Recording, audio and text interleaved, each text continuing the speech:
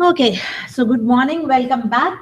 We are in week 11 and today's class is based on C# classes, right? So how to create classes. You've been using classes. You've used so many classes, the form class, the button class, all controls. When you create a control, you're creating an object of a particular inbuilt class. So you've been working with a lot of inbuilt classes. And of course, all these classes have been, if you remember, grouped together in packages, like we call packages in Java, and here we call them namespaces. But till now, you haven't created your own class. So let's kind of revise our object-oriented definitions again and the rules and the concepts again, and then create our own classes today. So like C# is vast. As you may have guessed till now, we are in week 10, 11, technically 10 for you, but there is no end to it. And again, I can't say I've taught you everything. It's impossible, but I've kind of tried my best to give you as much as I can. So I'll give you a class of classes today, how to create your own classes, how do you write your getters, your setters, and so on and all that. And then just because you're a week behind, I won't be able to do more in classes with you guys. I will be with the other sections so that you know, but can't with you. So if you like, the last week with the other section, that is Wednesday, 8 to 11. I see them 8 to 11 on Wednesdays. So if you're free on Wednesdays, 8 to 11, you can come and attend the last class, that is week 13 with my Wednesday section. If you're interested to learn more about classes in C#, right? I've kind of given them a class right now, and so I'm giving it to you because I still have to do files and databases. So 2 more weeks to go, and that's all you have, 12 and 13. But since they are a week ahead, I will be doing a little more in classes with them in the last week before the exam. Of course, I mean, it won't be a part of the exam because officially you're not doing it. But if you want to attend that class, or if you would like to, I don't know, I mean, it depends on you, or you would like to listen to the lecture afterwards, just because C# classes has a little more than Java classes, like there are delegates and indexers and so on, right? So if you would like, please come to the class if you want. Week 13, Wednesday, 8 to 11. It's E something. You could check my syllabus. I forget the room number. I don't know if it's E204. I can't remember the room number, but it's E building near that Makers Club, right? Near your Makers Club. So just check. Or of course, listen to the lecture if you want, right? So right now, since I only have 3 weeks with you, I'm doing classes today. I'll do files the next week, and I combine the two to create an assignment, and then we'll do databases in the last week. Too much to do, too little time, but that's how it is, right? Okay, so if you have this from Blackboard, I haven't changed the forms, so they're not my typical forms. Notice my name is not on the right hand side corner, headings are not there, but I've stuck with the forms because today's aim is to work with classes, how to create your own C# classes. So the emphasis is somewhere else. So I'm kind of taking this from the book. The example is from the book. So I've kept their forms, and this is how it is working. This is what we want to do today. Okay, I am using an XML file, an XML extensible markup language file. I'll kind of go through with you. I don't know if you've kind of heard about it in any of the other courses, but XML is a big brother of HTML, right? But in HTML, your tags are kind of predefined, but in XML, you can define your tags, and it is a popular way of transferring data more in web applications, right? So if you want to transfer data from point A to point B, like source and destination, and you want to put it in a file, you could have a normal text file if you like, or you could create an XML file, which is just more readable in the sense it makes sense. A text file with data doesn't make sense, what's what. But if you look at an XML file structure, you will say, oh, that's what they're trying to create. Each record is like that. So we'll look at XML file, we'll just look at it. I'll kind of not do the associated program. So you can assume that product db.cs is that program that is fetching the data from your XML file and also putting it back in your XML file. And it's not rocket science, believe me, it's not. I mean, of course, it will take time. If I have time at the end of the class, I'll do it. But I am confident that if you kind of go through the code, you'll be able to understand. I'll do text files next week. Okay, so we are keeping our data in a file. So what happens is when the application runs, this form comes up. Okay, so this form is showing you all the products in the inventory. So this list of products that you see will be populated. Again, I would always like my lists to have a label, and again, this doesn't have a label. Notice there's nothing on the top of the list. Doesn't tell me what it is. I would put something like list of products, right, to make sense. So as I said, I am not today taking onus of the forms at all. I'm just using them without making any changes because it will just take more time. And I didn't change them. I didn't bother to change them. So what happens is when the application is run, all the products in the inventory are listed in your box, in this box, right? Right now, there's nothing going on, so I can show it to you. But anyway, so all the products are listed in this list box. If you want to add a new product to the inventory, you go add product, and what happens is a new form comes up, which looks like this. So for every product, you will give in a code, you will give a description, and you will give a price, and then you will say save. And that particular product information is saved in your file. So we are using files to save data. You're not putting it in an array or a list, because remember, once you finish programming, it's gone. We've already learned that. So we want some kind of permanent data storage, and files is a good example. You could do it in files, or you could also do it in databases, which is there's a lot of data. So we'll do both of them. Okay, so having said that, and then this new form, if you say cancel, nothing happens. But if you say save, this information is saved in your file. So this retrieving of information and saving information is done there. This is available on Blackboard, guys. Okay, the starting files are available on Blackboards. Weekly learning, start files, product maintenance.zip, C# classes. Okay, C# classes, the last one in your list. Okay, so this is what is happening in new product. If I select a product here and I say delete product, that product is deleted from the list. Again, it's not only deleted from the display list, it is also deleted from your file. So you will notice this file that I'm using, the XML file that I'm using, you will need to store information every time you add or delete a product, and you will need to retrieve it again to populate your list again. So my intermediary storage is a file. And in this case, it is an XML file. So let's very quickly look at that XML file, which is available to you and is called products.xml, right? Notice it has an extension of .xml, but here is the XML file. Let's look at it. As I said, you will be very quickly able to understand what's going on. Notice what I have done. So in XML, extensible markup language, when you create, it's a data file, okay? That's how you transfer data. It's for transferring of data. So what I'm doing here, if you notice, is at line numbers 2 and 23, I have an enclosing, opening and closing tag called products. So you can kind of assume, oh, we are going to now define some products. You could have called it anything, but notice the beauty of XML, you give names to the tags which make sense. So they make sense to me, and they'll make sense to whoever is my destination. So so this file, if I wanted to transfer data, I'll take this file and I'll say, here, this is my data. He or she opens up the file and it makes absolute sense, right? I mean, not to a common man, of course, to a programmer, this will make common sense. Okay, so what I've done is line number 1 is just for encoding. This is how you write it. This is the XML file in its simplest form. I could do much more. I could add attributes and properties and so on, but this is the simplest form. So line number 2 to 23 is basically saying, I'm going to pass you some records, and each record will be a product record, right? That's how kind of you can understand it. Notice from lines number 3 to lines number 7 is your product number 1. How does it say, oh, that's my product number 1? Notice how it starts with product and ends with /product.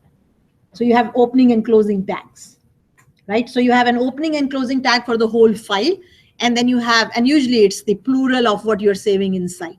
It's not necessary, but products means I'm giving you products, and then each product is defined by using the product tag. So as I said, there are no predefined tags in XML. Like in HTML, you have predefined tags, head, / head, body, so on, paragraph, and so on. They're already defined, right?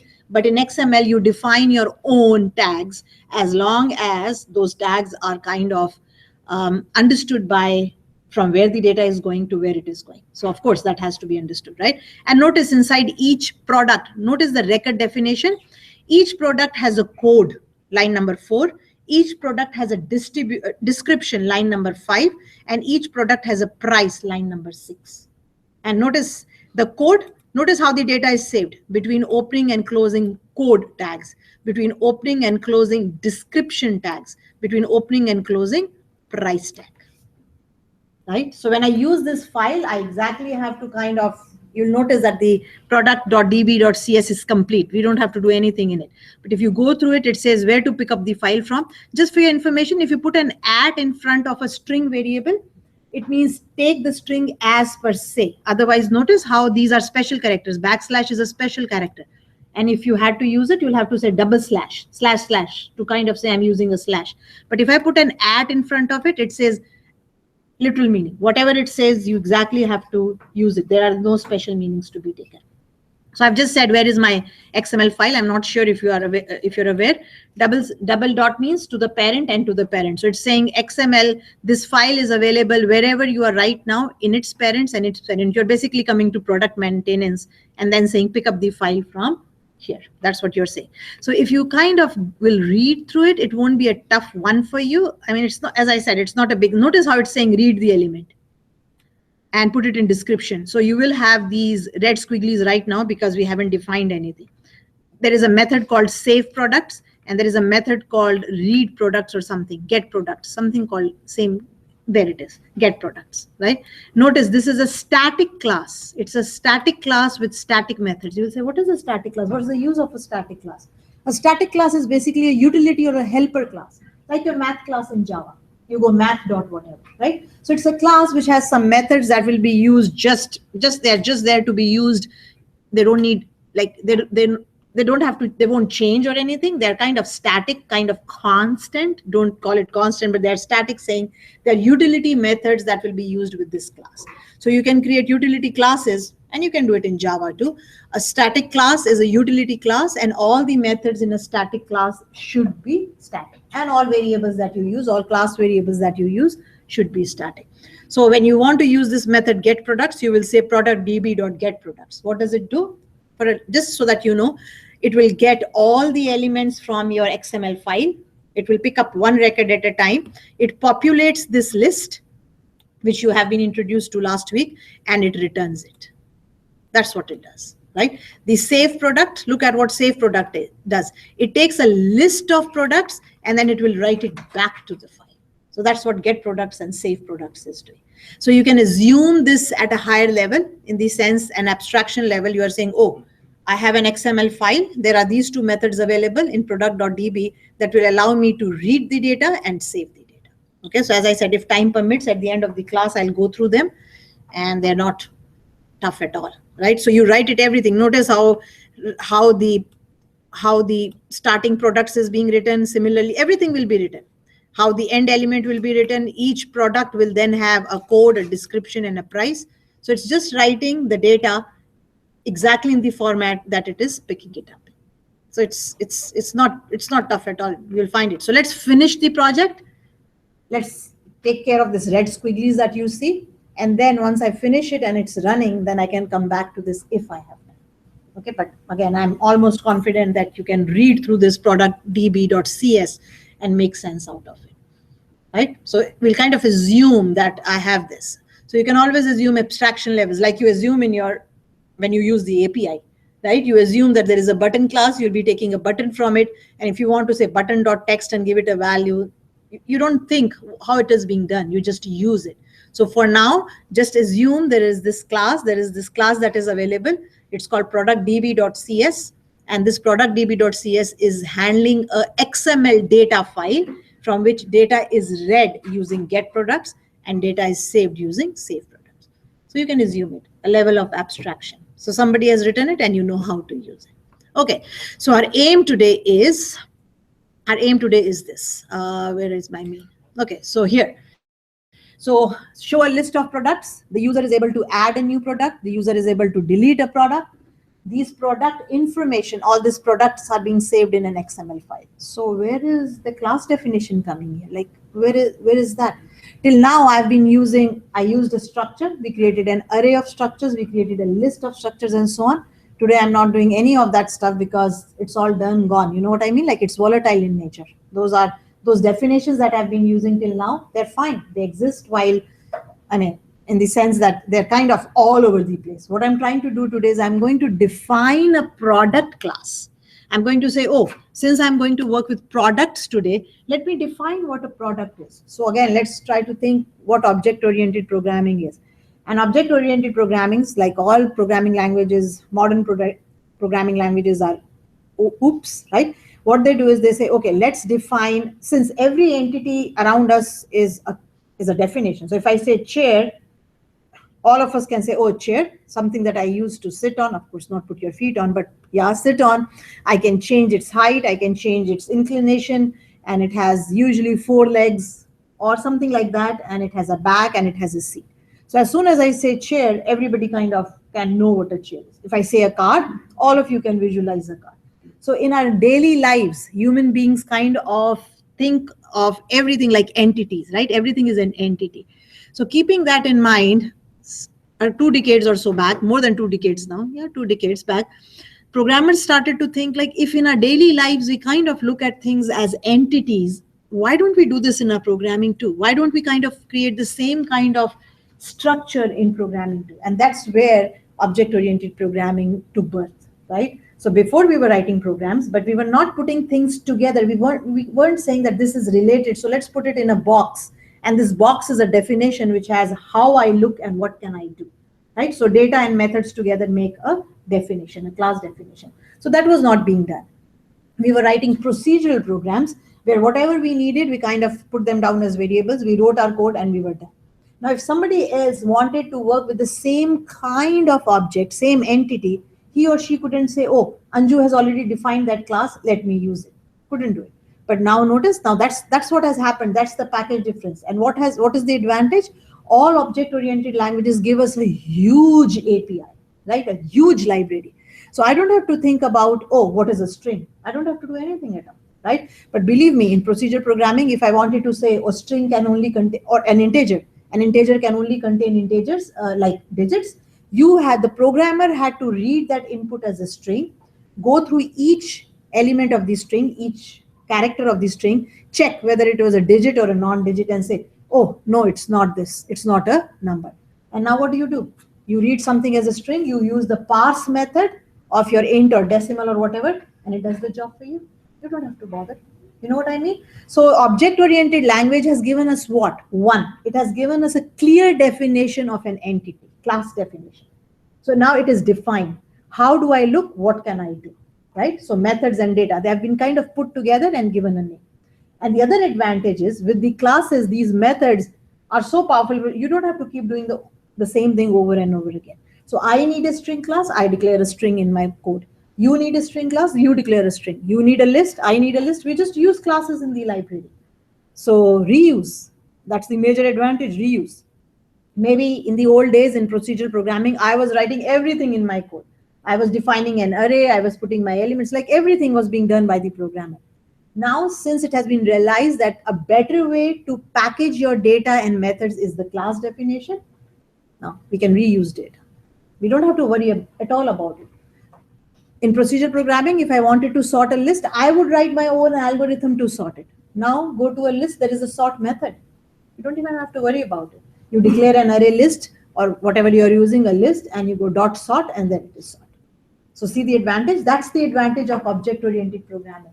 Now what's happened is programmers are now writing class definitions, and class definitions are data, like how do you recognize it and what can it do? And they're putting it in the library. And now the common programmer is picking up whatever classes they need and using them. And maybe tomorrow, if you become a great programmer, you can write your own classes and they can be added to the API, to the Java API, or to the namespaces packages in C#. That's the advantage.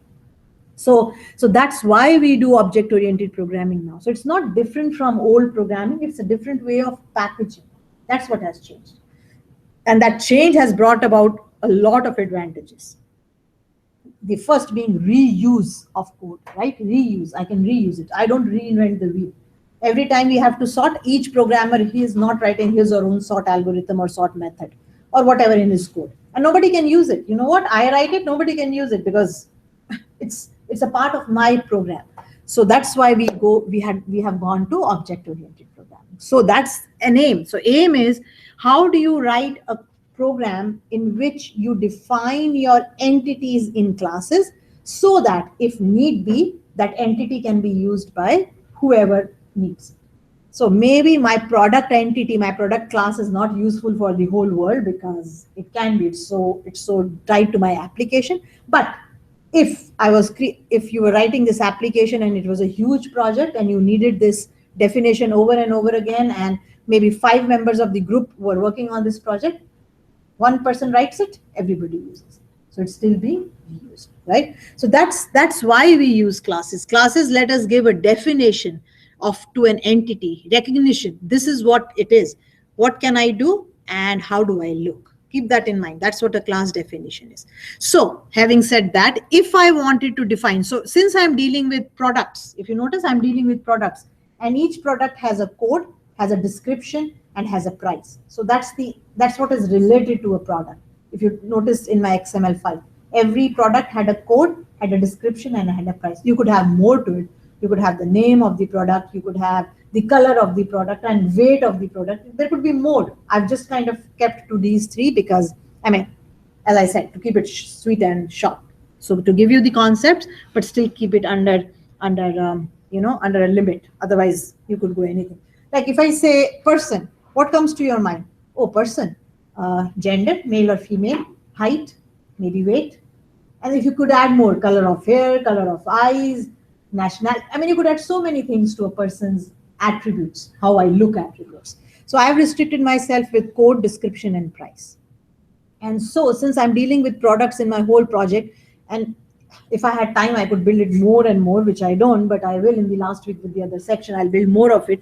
I don't have to bother. I have a class called product. Anytime I want to talk to a product, I'll create an entity or an object of that class, and I can go and work away with it, right? So creating classes is a must. Creating classes is a must in your applications. What you are doing, you're trying to kind of say, okay, there is where it sits. There is where it sits. So you're defining your entities. If you remember a few weeks back, I said, how would you transfer data from one form to another?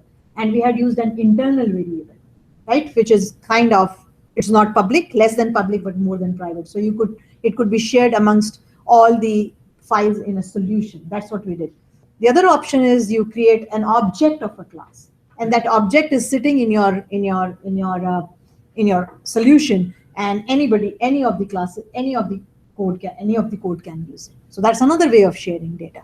So instead of just using a variable, if you wanted to say, oh, let's do with objects, all you will do is create a class definition and create an object, and whatever you want to fill the data with it, you'll keep putting it in it. And then the object kind of floats around in your solution. Of course, that object will also be an internal object, but that's how you can share data. If you wanted to share more than one pieces of data related to a particular entity.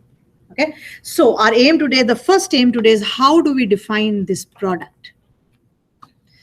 Right, so what I've kind of given you here, if you notice, it just looks like a normal class definition. A normal class definition starts with the access specifier public. You could make it private, but then your classes are like, you can't do anything with those classes.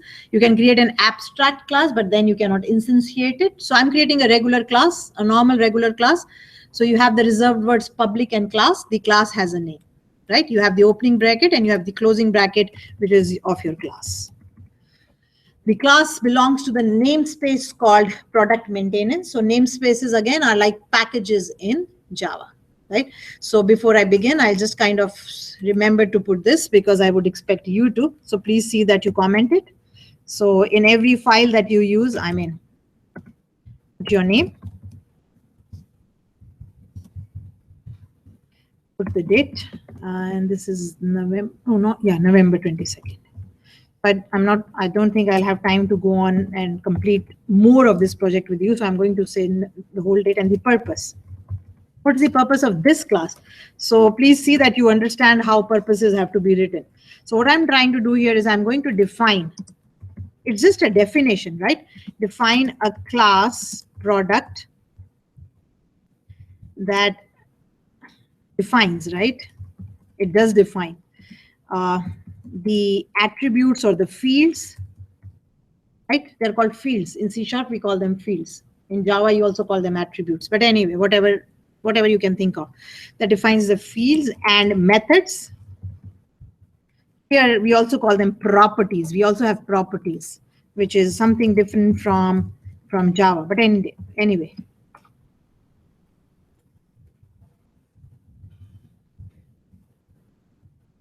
That's what the purpose of this class definition is. It defines a class product, I've called it product, that defines the fields and properties and methods associated with it.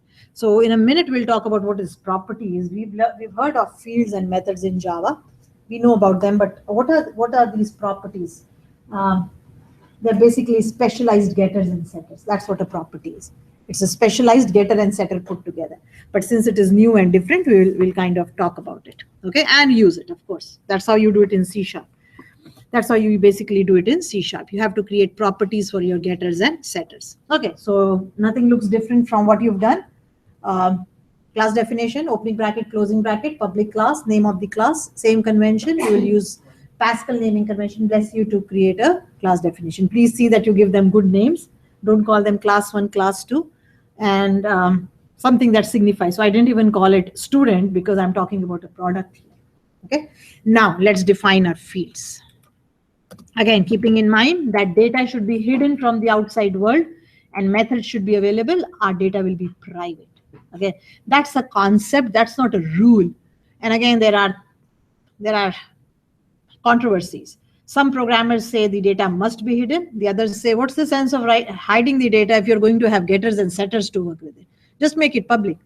But I'll stick to, I like the idea of private hidden data, because even if I'm writing getters and setters, at least I can check. So if in the set I want to check the value should be between 0 and 10, I can do it. You know what I mean? Like if it was public, then any values can be put to that variable. So since I want to do some validation with my data, I'll always use private data, and I'm on that side. For me, it is important that the data should be hidden. That's my concept of looking at a class. Hide the data and make the methods public. So I'll stick to it. But again, it's just, but it's one of the features of object-oriented programming, data hiding, right? So encapsulation, put data and methods together in a class definition and hide your data. That's your first rule of data of object-oriented programming, not rule, feature.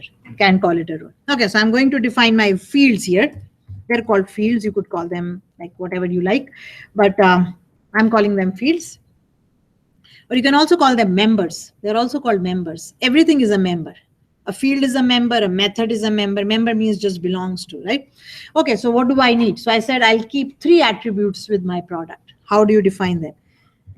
My first attribute, which is a string, is called code, right? My second attribute is called a description, which is again a string. Stop me anytime if these definitions don't make sense, right? And my third piece of data that I'll keep with how I look is a decimal, which is the price. So those are my fields of my class. So anytime I create an object of this class, the object will have 3 attributes or fields: code, description, and price. As I said, you could add more. This is what comes, I mean, this is what I'm using. But if I say, oh, what else can you think about? How do I look? You can say, oh, product can have a weight, right? Product can have a name. I'm putting that name in the description for your information. So it could have a name if you like. It could have maybe if it's in something to do with inventory, which is weight, you have to maybe, ship it or something. Maybe it has a weight. Maybe it has a color. Who knows? Right? So things like that. For me, what I'm working with, if you had noticed my XML file, they are just books. I'm working with books. My products are books, but it could be anything. So every product, so you could have an inventory, and the inventory could contain books, could contain some parts of maybe computer parts. You know what I mean? Like it could be an inventory of anything. I could have a business in which my product entity is just an entity, and each product has a code, has a description, and has a price. So the description could say something like mouse, or the description could say something like terminal. You know what I mean? Like it could be anything. So I've kind of kept it restricted. Okay, now the methods. Now the methods in my class. So the usual methods that we always start with, 1, we have constructors, right? Again, by default, if you do not put a constructor in a C# class, the empty constructor is always available. So you can always create an object by using the empty constructor. An empty constructor is what? Same name as the name of the class, does not take any parameters. But if you define your own constructors in a class, then the empty one goes away. It's done, finished, right? It's done. So if you want the empty and another one, then you'll have to define both. If you're okay with the empty one, that's fine too. So the empty constructor does nothing. So how do we define constructors in C#? Nothing different from what you do in Java, right? So how do you define them? We already kind of know how, so we'll kind of use our knowledge of what we've done in Java. A constructor is public, has no return type, has the same name as the name of the class, may or may not take parameters, and may or may not do anything. So that's your empty constructor for your information, right? So what does it do? It kind of initializes your code, description, and price to default values. What are the default values of these variables? All objects, string is an object, right? String is a class, so code and description are objects, sorry. So they will be initialized to null, and your price will be initialized to 0. Boolean variables are initialized to false, and character variables also to null. Okay, that's how it works in C#. So you'll say, oh, if I want to give them some value, code is equal to 1, description is equal to empty, and price is equal to 0. You could do it here if you wanted to, but you'll say, why am I writing such a constructor if it's like, I mean, those are their default values anyway. So why am I doing it? Because I want to define another constructor for myself. And whenever you have your own constructor in a class, you have to code the empty constructor because it's gone. Gone means it's no longer available. So if you wanted both, you'll code it. If you don't want the empty one at all, you won't code it. But if you have to, you will. Okay, so what will you do? You will take, I mean, it's a normal constructor. I'll take 3 inputs for code, description, and price, and I'll initialize the code, description, and price in my code. So I'm going to write it, but I'm not going to complete it till I now write the getters and the setters, and we'll talk about it. So I'm going to take a description. You can give them different names if you like, or you can use this, right? We know about this.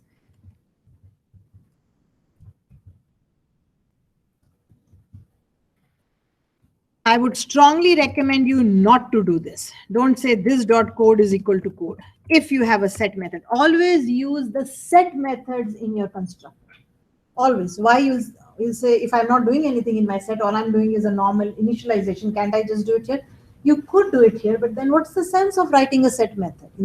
Like you'll say, maybe from outside, I can set it from outside. Yes, but the method is available. Let a method do a job and use it wherever you need it. So keep away from this practice of, even if it is one single statement where you're initializing it, don't do it. Call the set method. So before I say how do we write set methods, we'll learn how to write the set method in C#, which is a little different from Java. So how do you write setters and getters in C#? So I'm kind of keeping it empty for a minute. I'm going to write my properties now. And properties are nothing but getters and setters, to kind of relate it to what you've done in Java. That's what a property is, okay? So what you do is this. You define a property with each of the instance variable that you want to define. You say, what if I don't need a getter and a setter? Sure, don't define it, right? But if you would like to, you can define a get and a set method with each of the instance variables. Only maybe the get method. You don't have a set method. You don't want to change it from the outside world. You just want to give it a value once in the constructor and its job is done. So you could have read-write properties. That means that you have a getter and a setter. So reading and writing. You may only have a read-only property. You only have a get method, but you don't have a set method. The third property is not available. You cannot only have a set method and not a get method. Okay. Now, how do you write properties in C#? This is how you write it. So properties, again, usually will be public because you will require to get and set from outside. Okay. Now, the return type. So your code was a string. The return type, every property will have a return type. And the return type is the type of the variable with which you're working, the type of the instance variable with which you're working, or the field with which you're working. Usually the notion is, the convention is that you will name the property the same name as the name of your instance variable, just start it with a capital letter. Okay. And inside this, you can have your getters and setters. That's how it is written. That's how a getter and a setter is written. It's a property. They're called properties. So each property will have get and set or only a get. That's what a property is. How do you write them? So let's write our properties. You start with get, opening and closing bracket. You write the set, opening and closing bracket. Right? What does the get method do? It returns the value of code. What does the set method do? It initializes the code to something.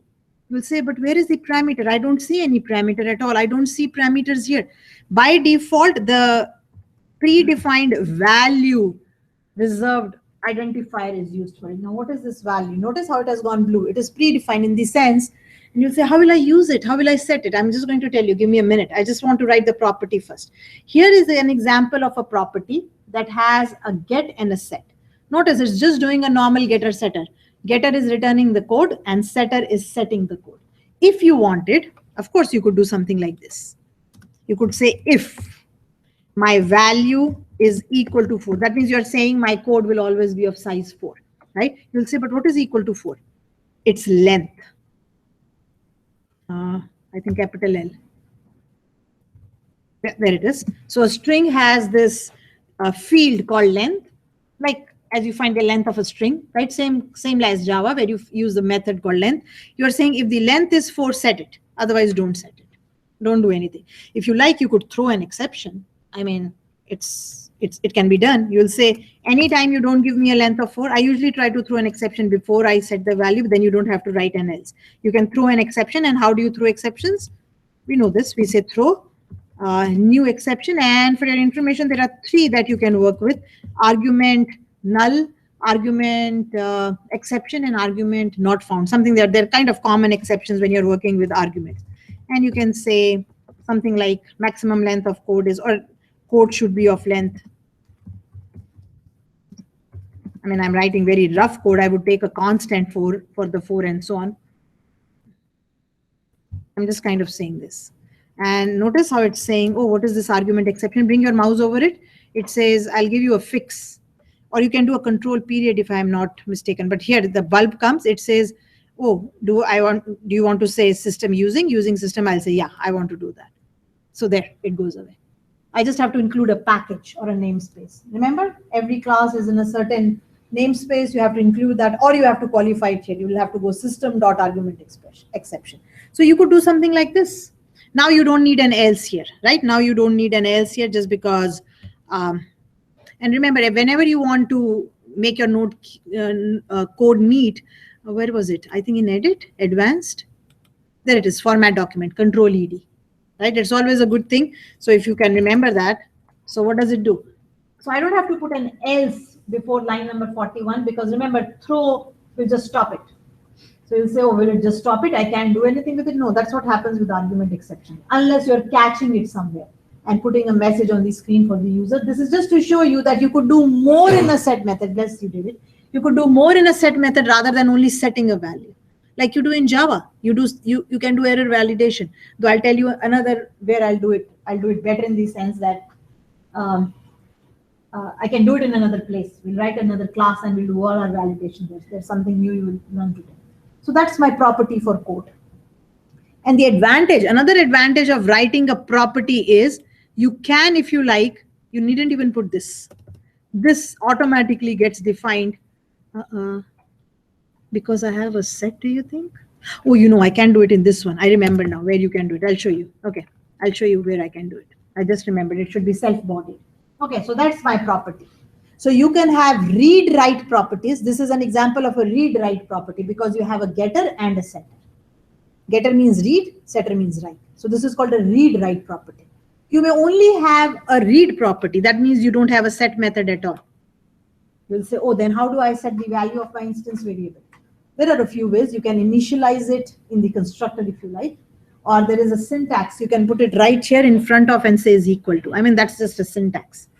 You could do that. But when you don't have a set method for an attribute, what does it mean? Once set, you can't change it again. So it cannot, there is no set method available. So you will initialize it once if you like in your constructor, and that's the end of it. You can change it there. And we do it many times, right? What didn't you get? Oh, the value is by default the reserved name, you could say, of the parameter that you will be passing. I'll show you how to use the get and the set methods in a minute, right? Give me a minute. Okay, let me show you since you've asked. Okay, so now here, let's use it. If I want to set a prop, if I want to now, this is what we were doing before. Set the code to code. right? That's how you would do it, but that's not, I want to use the set method. This is how you use the set method. Write the name of the property on, you could use this if you like, doesn't really matter. Write the name of the property on the left hand side and assign it the value that you want to assign. This is going to call the set method of the property of the variable, of your variable, or you can say field. They're called instance variables also. I usually put IV for instance variables, but just sometimes in my comments also I do it, okay? This is how you use the set method. So what goes into that value is the variable on the right hand side. So notice this is value will be replaced by this by default. That's how the set method is called in C#, right? Whatever, how do you call this? What is the use of a set method? Initializing your instance variable to something. So notice how I have put the property name on the left hand side. So what am I calling? I'm calling the set method of my code variable. And what am I passing it? This parameter that you passed it. So value by automatically will take code small c as its value. That's the use of value. So you don't pass parameters like you do in Java. If it was Java, you would have called the set method. You would have said set code and pass the parameters. Here, to use the set method, you write the name of the property on the left-hand side of an assignment. Anything that comes on the left-hand side means it is being set. It is being assigned a value. And what do you want to give it? You want to give it this value that you've passed in the constructor. And it goes, this code. So what happens? When you write this statement, this method is called by default. And what is value replaced by? What is this value replaced by? This variable on the right-hand side. So you could have called it maybe just for the heck of it. I'm calling it code I. It will be replaced by code I. That's how you call the set method in C#. So a little different from Java, right? But that's its syntax. So to call a set method of an instance variable, you write the name of the property on the left-hand side of an assignment statement. You're calling it set method by default.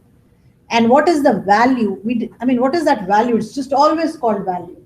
That value is replaced by the variable on the right-hand side. So notice what will happen. What are you doing? The code of the object is given code I.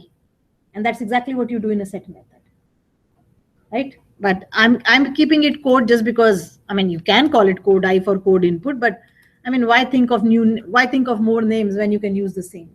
That's how a set method is called in C#. That's a setter. So I know writing in Java was easier. Like the method had a name, you called set code, you passed it a parameter, it made complete sense. But that's the syntax in C#. Can't do anything about it. You just have to use it. Okay. So when you use the name of the property on the left-hand side of an assignment statement, you are calling the set method of that variable. That's what it means. You'll say, then how do I call the get method? I'll show you. Give me a minute. You use it on the right-hand side of an assignment. You're getting it. Okay. You're getting it and assigning it to something. So that means something, if I wanted to do, I'll have now a property called description. And what am I going to pass it? Whatever you want to assign. We haven't yet written it, so of course it is saying it's not there, right? Oh, it changed it to small d on its own because it said, oh, that can be done. And it will say, what's this? If you bring your mouse over it and go to its potential fixes, it says, do I generate the property? Go, yeah, go generate it. What happens? See, the property is generated. And look at this generate property that it has generated. What has it generated? So let me write it and then I'll write it in short form. Exactly what we've done, but in a little different manner. It has made set as a private method. You can make it as private if you like. That means it can be called from outside. So this is what it has done. This is for your information. This is called a self-bodied property. You'll say, what is the meaning of self-bodied? Kind of self-bodied means it knows what to do. You'll say, I haven't put anything in set. I haven't put anything in get. These are missing. I don't have this at all. You've just said get semicolon, colon. But you know what? This is the short form of saying return description. And what are you doing in set? It is the short form of saying value is description is equal to value. So if that's the only two things you want to do nothing, return the value of description and set the value of description, you could just write it like this. This is a short form. These are called self-bodied properties. And the advantage of self-bodied property is then you don't even have to define this. By default, it defines its own instance variable called description with a small d. That's why this convention of using capital and small. So you don't even have to declare that variable, but there is a variable called description with a small d, which is an instance variable of your class. So these are things that are a little different from Java, so it may take time to seep in, but that's how it is done. Okay, so that's an example of a self-bodied property, which is defining by default, defining an instance variable called description with a small d in your class. There is an instance variable called, you could define it or you could comment it out like I've commented it. And there is a getter and a setter. Your setter could be private or public. Notice how it started with private. Private means it's only used inside the class, which is fine. Sometimes you write set methods that cannot be used outside the class. But by default, what does your get have? Return my description. So let's do it for the third one. And then maybe you'll see the advantage of this self-bodied. What was the third one? It was a decimal. It was called price. And that's why this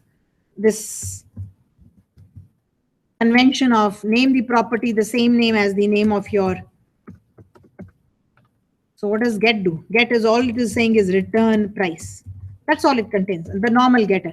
And what does set do? Oops, more than one more than what's needed. Oops, two more than what's needed. And what is set doing? Taking your price instance variable and setting it to value. There. If your getters and setters, if your getter and setter is all that is this, get and return, nothing. You haven't done any validation. I mean, in the code, I did some validation. You'll say, oh, what about, you can set price to a value that is less than 0. I'll show you where the validation will make more sense. I'll create a validator class today. All my validation will go there. Then your code will become neat and clean. You don't have to write try and catches, nest them till as many variables as you have on a form. You'll see a neater way of writing it. Okay. If this is all your property had, return my variable and set it to the value, then instead of writing it in 1, 2, 3, 4, 5, 6 lines, you can write it as I've done in line number 50. You can write this 49. So if your getter and setter does nothing but get and set, normal getter and setter, you can write it as a self-bodied property. And the advantage of a self-bodied property, if you want to think it as an advantage, is you don't have to declare its corresponding instance variable. It automatically gets declared. So self-bodied properties are used very commonly in C#, because then the programmer doesn't have to declare instance variables. They write their properties because they are needed and then just use it. Okay. So you could write it. This is called self-bodied. So now if, for example, you didn't have a set method for description, you won't have it. Just remove it. It won't be there. Or if you didn't want it here, you just remove it and it won't be there. In such cases, actually, for your information, if you wanted to set your description to hello, the default value, you can do it like this. I think you need a semicolon. Yeah, there it is. So what is this doing? This is saying there is a get method with description, but the default value of description for every product is hello. That's what this means. So there are various ways of writing properties, but this is one way. If you don't need a set, don't put it. But if you still want to give it an initial value, every description should have an initial value. That's what will happen to it. Okay. Or if you say, no, it doesn't have an initial value, but I'll set it to a value in my constructor, then set it here. Say this dot description is equal to whatever you are passing. And there is no set method. You do it right here. Right. So if there is no set method, this is what you do, right? Of course, I won't use a capital D then. I'll use a small d because there is no set method. I'm just setting it right here. So these options are available, right? So I removed the set. That means there is no set. But if that's what you write, right? But if you wanted a set, which you could make public or private, you'll just put a set. So if your set and your get methods are just doing nothing but returning and setting values without any validation or whatever, you can just write them as self-bodied properties, and then you don't even have to declare those variables. It automatically declares those instance variables. This is very common in C#.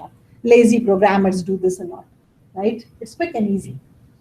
You're saving a line of code. You're not writing anything in getter and setter. You don't have to declare your instance variable, and then it does the job. So they're available for your information. So you could have a read-write property. You can read from it. Read means getter. You can write to it, your setter.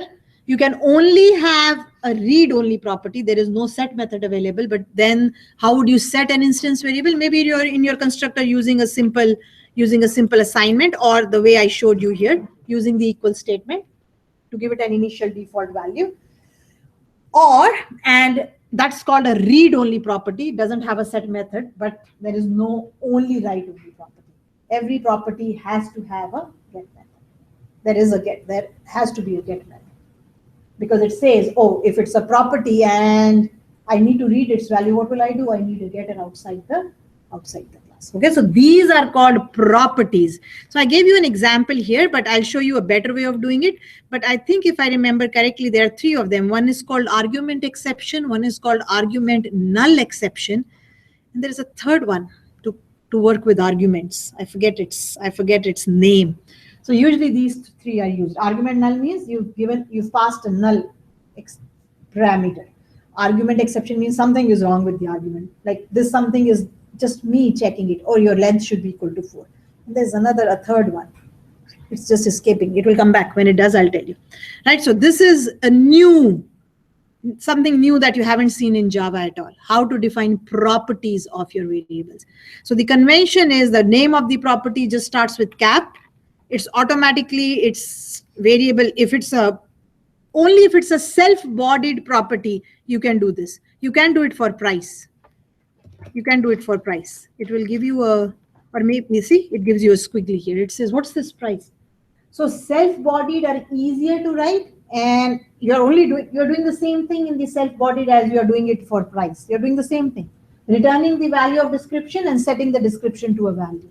So, and the advantage is you don't have to declare its instance variables, but you can do it with this property that looks like a self-bodied. You're not doing anything extra, but it is written.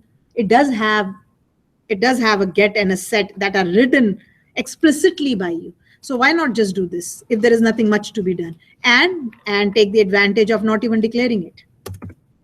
So quick and dirty way of doing it. It's up to you. If you want to follow that you don't declare your variables and you write your properties, it's perfectly fine.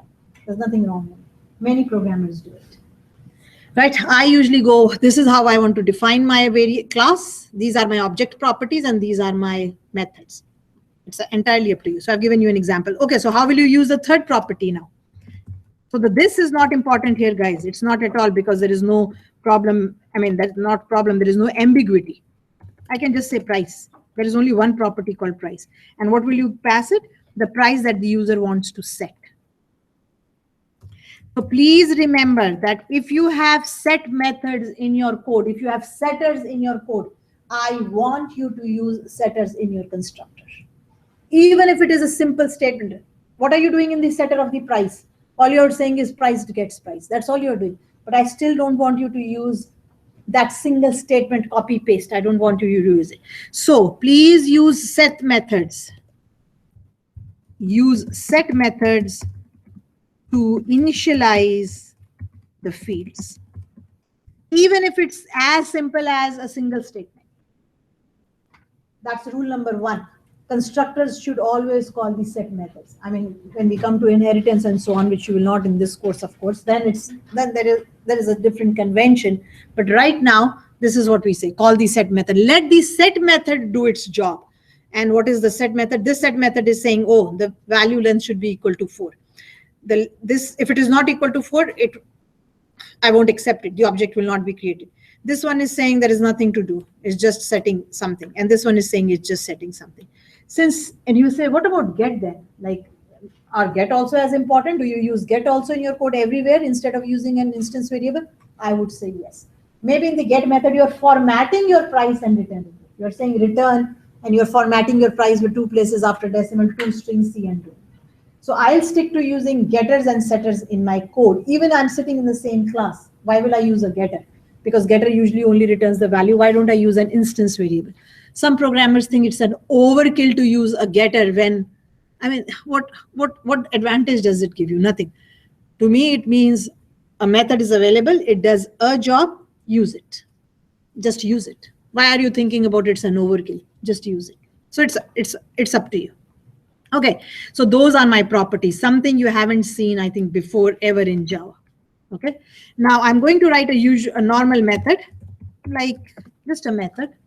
I mean, you could have more. I'm just kind of keeping it simple because there is a lot to do. And this method, all it does, it returns a representation of your product. So it kind of is like the toString method in your Java, returns the code, the description, and the price. That's what I'm doing. So again, you could override your toString method. So as in Java, every class inherits from the object class. So also in C#, there is a class called object, and every class directly or indirectly inherits from it.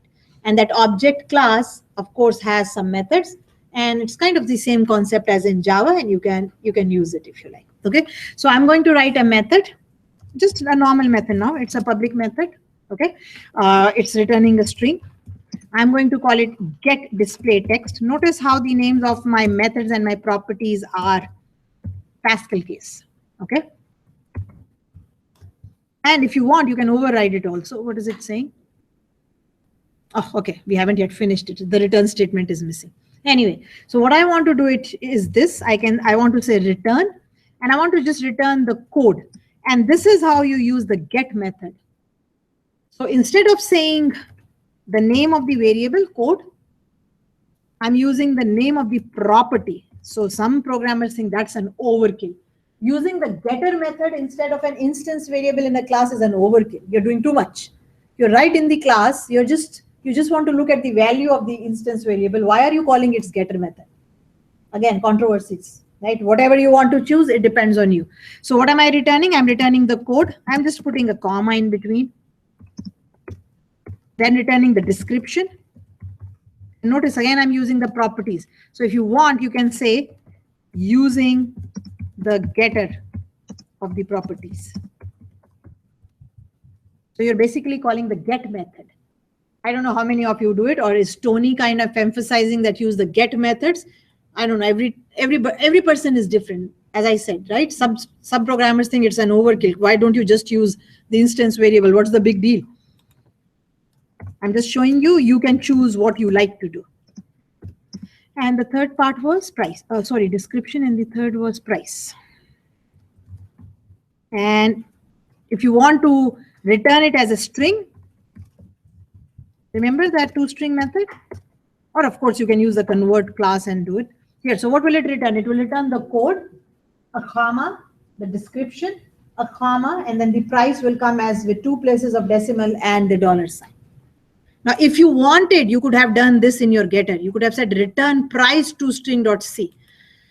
That what happens in that case is the getter, if you wanted to use this normally, not for printing, but for say maybe adding a price of an object or incrementing it by $5 or something, then you couldn't do math on it.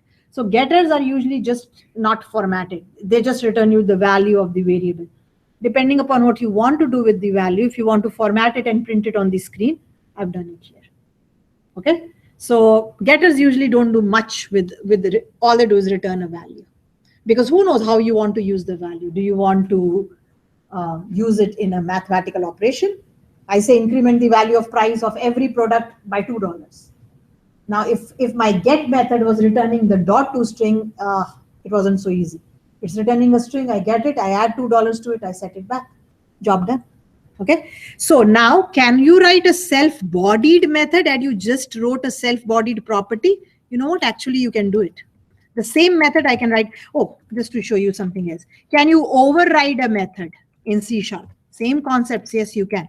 So for example, if I wanted to override it, remember override? Override says give it a different, so same method name, but different parameters. So what I'm going to do is I'm going to take a string as a separator. Instead of using comma, you say, oh, I want to put colons in between. Oops, what did I do? If you'll say, I want to put a colon in between or whatever I pass you, we'll use the separator here instead of comma. Just to show you. So can you override methods in C#? Of course you can override methods in C#. It's just like any other object-oriented language. So now if you want to display your text with the comma, you will use this method. If you want to display your text with any other separator, like a colon, a semicolon, a tab, any other character, you can use this method. So it will automatically put it. Right? That's overriding. But if you wanted to write this method as a self-bodied method, remember we just did a self-bodied property using the lambda operator. I'll show you what the lambda operator is. I'm just writing the same thing. Why didn't I just copy it here? Of course, I can't keep both of them because they're the same definition. But since all you are doing is returning this plus this plus this, you just have a return statement, not much. You're just returning a statement. You're just returning something. You can actually short form. No opening, closing brackets needed, nothing. But of course, it will give you an error because it says you have defined it. So I'm just going to maybe put this in so that you can see. But this works. This is the short form of this method. What have you saved yourself? Opening bracket, closing bracket, and the return keyword. So this operator that you see here is called the lambda operator.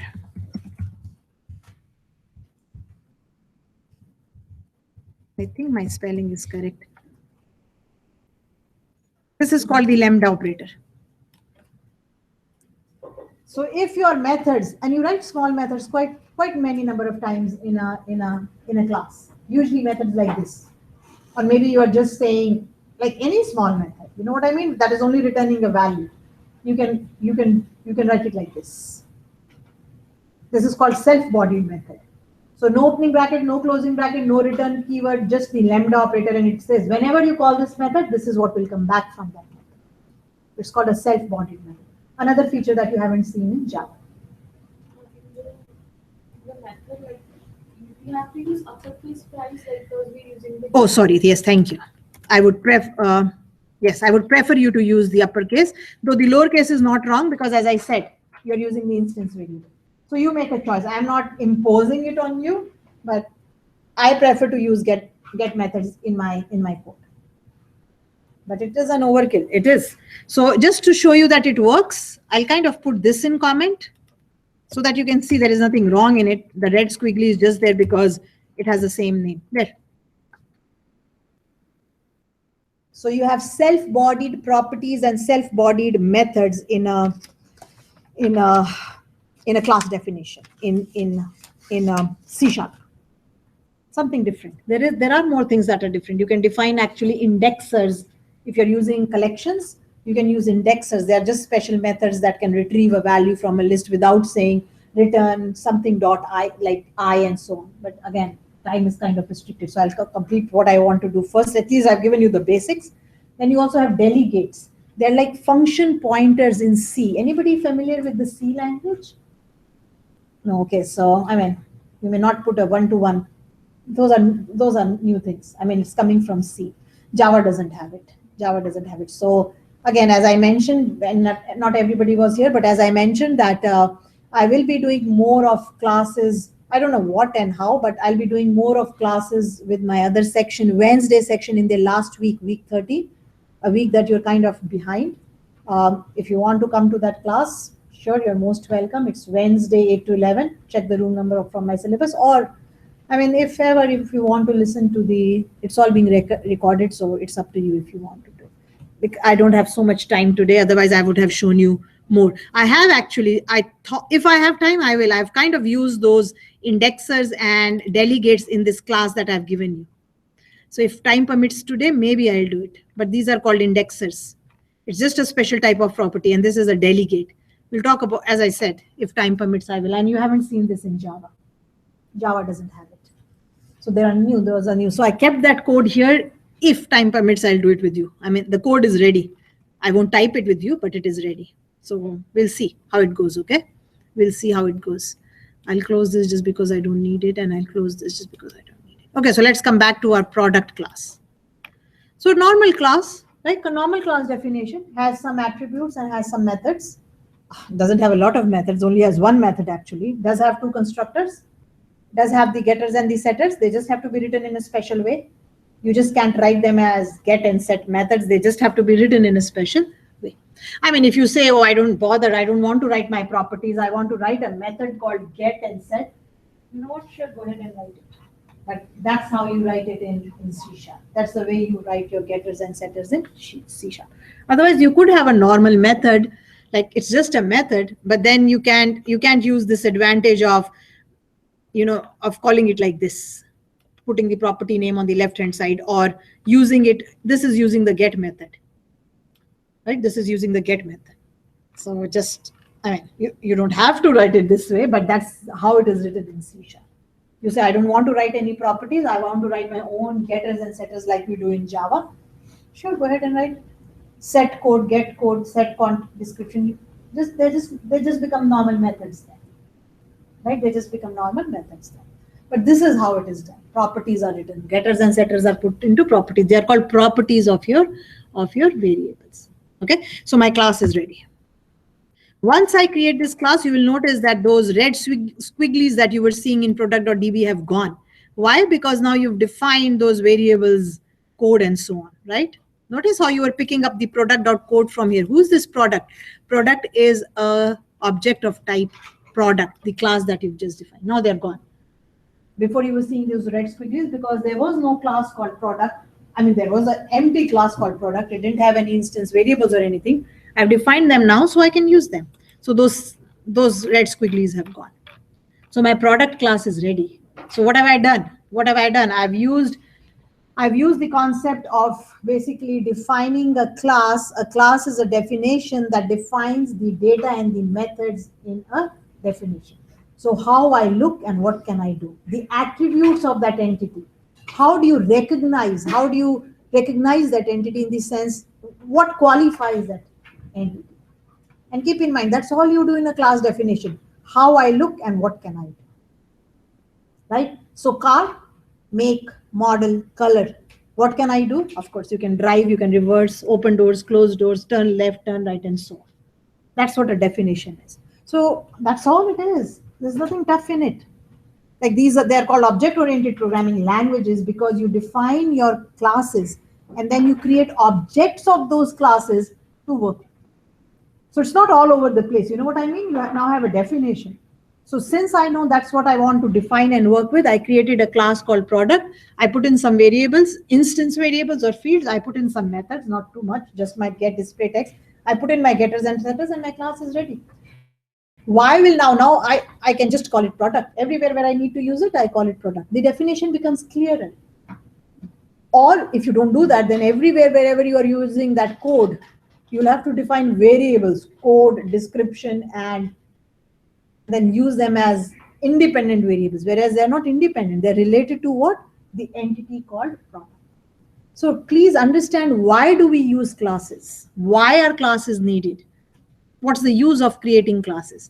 You have a class definition, you can reuse it. Now, if I wanted, I could take this product.cs and maybe put it in the library and then just import it. So I could have all my class definitions in a project, and then I could import that project. Like you say using what? You say using the namespace.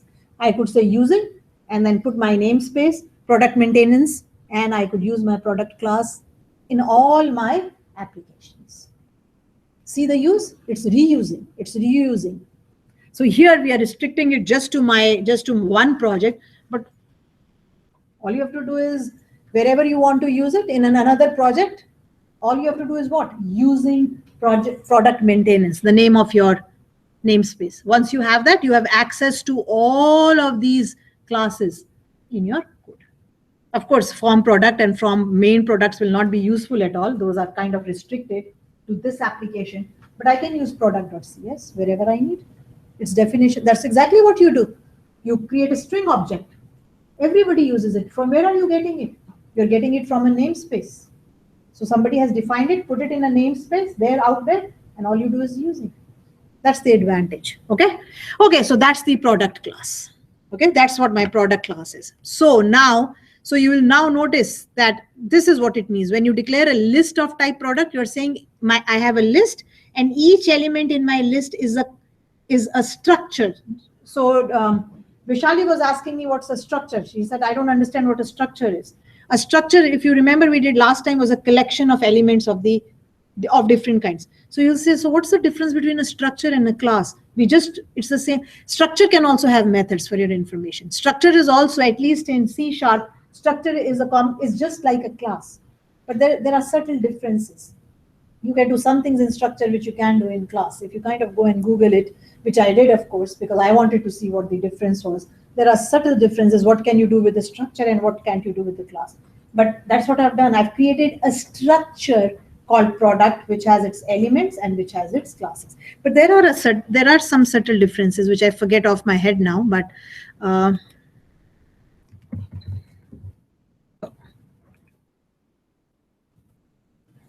if you go struct and if you go class and you go something like C#,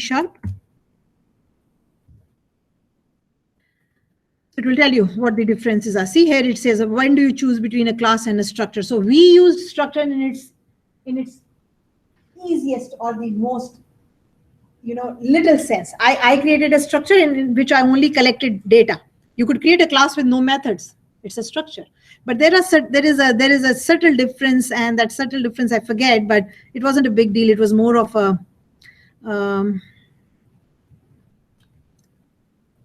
somewhere they tell you what the differences are. So notice these are the members. We've done fields today. We know constants. We've done properties and methods and constructors. We haven't done these yet, but that's okay. But somewhere I read, and now it's not coming. I can't get it. The difference between, but it was somewhere here. Maybe this will help. What is the difference between a structure and class? Oh yeah, the reference type and the value type. Now I remember as soon as I saw it. A class is a reference type. Reference means the two types are value and reference. Value means the value is inside the object, so if I say int I, for example, right? If I say int I, the value sits right here. It's a value type.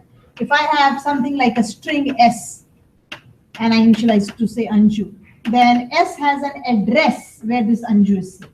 So value type says the value is inside the box, and it is a reference type if it has the address of where the value is. So one major difference between a class and a structure is a class is a reference type and a structure is a value type. Right? So you'll say, if it doesn't matter how I work with it, is it okay to use a structure instead of a class?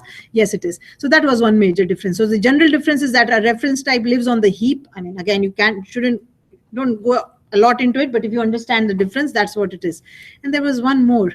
There were a couple of differences. I forget, but anyway, that's one major difference. So yes, I used a structure last week only as a collection of fields. That's all I used it as, which is its easiest way of using. You just collect some elements and say that's a structure. It gives you a type definition, like int is a type definition, right? What is int? It is a structure. If you bring your mouse over your, let me show it to you. So just for the heck of it, I'm just doing it just in the same class. If I declare a variable I, bring your mouse over I, int I, notice how it says it's a structure, right? So structures are used when you just want to define a new type. So what do I define? What did I define last week? I think I had, yeah, when I was doing coffee sales, I put the quantity and the type and the price together into a name, and I call that coffee sale. I call that structure coffee sale. So all these in C#, these basic data types, which are basic data types in Java, are not basic data types in C#. C# is a complete object-oriented language. Like even its basic data types like int, floats, decimal are structures, and a structure is a class definition, except it is a value type. It's a value type, right? So the value sits inside the box. That's why they declared them as structures, just so that you know these are classes. So one major difference is definitely that a structure is a value type and a class is a reference type. But aside that, structure has the same behavior. It has fields and it has methods. And there were a couple of more differences which I kind of forget, more to syntax wise than anything else. And again, I would read a little about what's the difference. right? So when should I use a structure and when should I use um, a, a class? Kind of just read through it, okay? So because I was saying, I mean, structure does the same thing as a class. Why did they create two data structures doing the same job? You know what I mean? Like the same job means this, it has the same thing, but it just said because there one is a reference type and one is a value type. So again, it's more to do with where they're given spaces. What is given in memory, what's given in memory, and what's given in a heap. Heap is just memory. It just has a special name. Heap just means coming from a kind of a stack. Okay, that's what it is. So if you like, please go through it. That was one of the major differences between classes and structures. But yeah, if you just want to give a new type, I would definitely go with the structure. I would just say define a structure instead of a class. Okay, having said that, let's come back. So having said that, now you know how to create a class in C#. Long time, week 11, right? But we are doing more of GUI than of general things. So our rapid application development was more on GUI stuff, and all the GUI controls were coming out from the library. We didn't have to create anything for it. Okay, so we'll take a break here. Take a break of 20 minutes, get your coffee, do bio break, whatever you want. And then I'm going to write another way of testing data today, a validator class, in which I'm going to validate my input for my new form. Remember, the code is being given, a description is being given, a price. None of them must be empty. It should be a decimal and so on. We'll do that. We'll learn how to do that validation in a validator class today. And you'll see, oh, that's much simpler than what we've been doing. Okay, so I didn't put this on GitHub. I will. We'll take a break and then come back.